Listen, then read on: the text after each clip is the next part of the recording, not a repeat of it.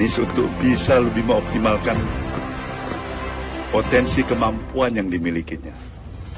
Dari apa yang abang pahamin, dia belum keluarkan itu semua. Jadi kalau skornya 10, Anies baru keluarkan baru 5. Dan 5 lagi dimiliki Anies. Jadi ini, dalam perspektif apa yang saya pahamin, amat dibutuhkan oleh kita. Dibutuhkan oleh warga Jakarta, dibutuhkan oleh bangsa. Ya pastilah dukung Anies, masa nggak dukung Anies? Secara politik, lahiriah batiniah lah.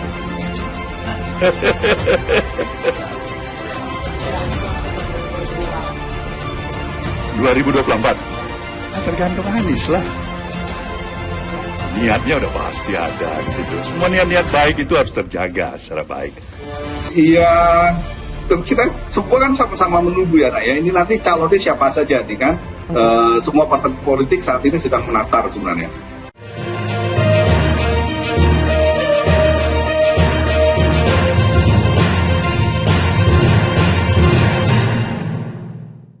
Sedihnya curhat Surya Paloh dia bakal out kalau Nasdem gagal. Kalian pasti sudah tahu kalau elektabilitas Nasdem tidak baik. Ibarat kalau anak sekolah rapornya merah terus dan terancam tinggal kelas. Bukan 1-2 survei melainkan banyak. Saya sendiri tidak tahu lagi berapa banyak yang mengatakan hal yang sama. Yang terbaru ini yang paling parah, hasil survei Indostat menyatakan Partai Nasdem tidak lolos parlemen dengan elektabilitas hanya 2,1%. Sejauh yang saya tahu ini yang paling parah di antara semua hasil survei. Surya Paloh pun sepertinya tahu tentang fenomena tak baik ini. Dia merespon sejumlah survei yang mengatakan elektabilitas Nasdem turun setelah mendeklarasikan Anies.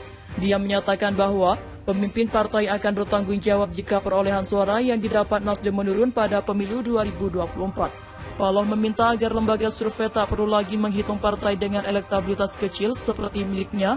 Ini adalah sarkasme dari Paloh. Saya hormati itu, makanya kalau sudah tahu elektabilitas kecil ngapain harus dihitung? Anggap saja itu partai main-main, enggak akan dapat apa-apa. Parliamentary threshold juga enggak dapat, kata Paloh. Paloh menyebut turunnya elektabilitas Nasdem adalah tanggung jawab dirinya sebagai pimpinan partai.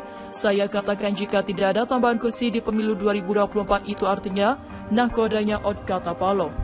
Karena itu Paloh akan mengoptimalkan kepemimpinan di Nasdem untuk membawa partainya berhasil mencapai satu lompatan yang lebih jauh di pemilu 2024. Dan jika hasil yang didapat ternyata mengecewakan, Paloh menilai dirinya harus keluar dari Nasdem.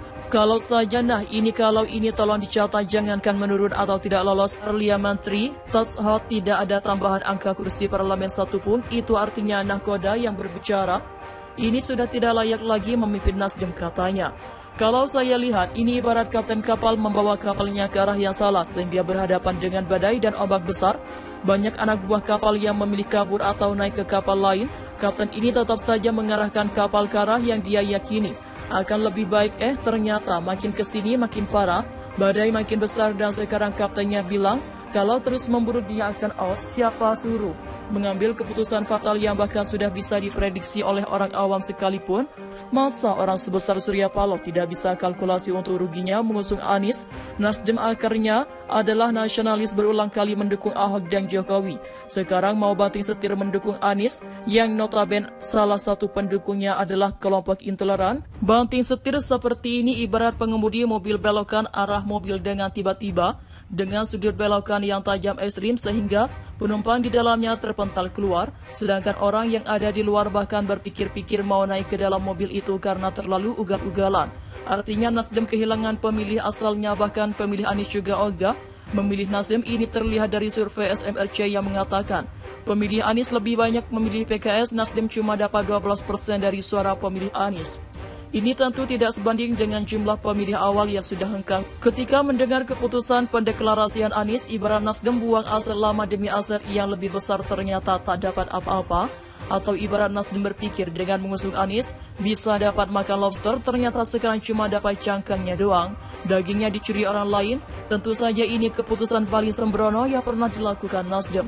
Padahal Jokowi sudah mewanti-wanti jangan sembrono, jangan terburu-buru, jangan tergesa-gesa. Itu kode dari Jokowi yang harusnya jangan diabaikan karena pasti ada konsekuensinya. Tapi peduli amat dengan Nasdem, Kalau nahkodanya out, maka mau ganti siapa, Nasdem sendiri tidak begitu banyak kader yang hebat. Ini sama saja memberikan sebuah sinyal Nasdem akan terombang-ambing dalam lautan politik tanpa arah dan tujuan. Setidaknya ini jadi pelajaran paling keras yang pernah menimpa Nasdem bahwa satu orang bisa membuat satu partai ikut tenggelam, satu orang bisa menjadi api kecil yang kemudian membakar seluruh bangunan. Masih tergiang-giang dengan ucapan, "White not the best", benar, Anies the best memberikan masalah terbesar buat Nasdem.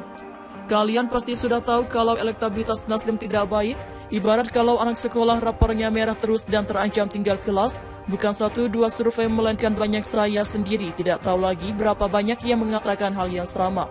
Yang terbaru ini yang paling parah, hasil survei Indeks Star menyatakan Partai Nasdem tidak lolos parlemen dengan elektabilitas hanya 2,1%. Sejauh yang saya tahu ini yang paling parah di antara semua hasil survei. Surya Paloh pun sepertinya tahu tentang fenomena tak baik ini. Dia merespon sejumlah survei yang mengatakan elektabilitas Nasdem turun setelah mendeklarasikan Anies. Dia menyatakan bahwa pemimpin partai akan bertanggung jawab jika perolehan suara yang didapat Nasdem menurun. Pada pemilu 2024, Paloh meminta agar lembaga survei tak perlu lagi menghitung partai dengan elektabilitas kecil, seperti miliknya ini adalah seksama dari Paloh.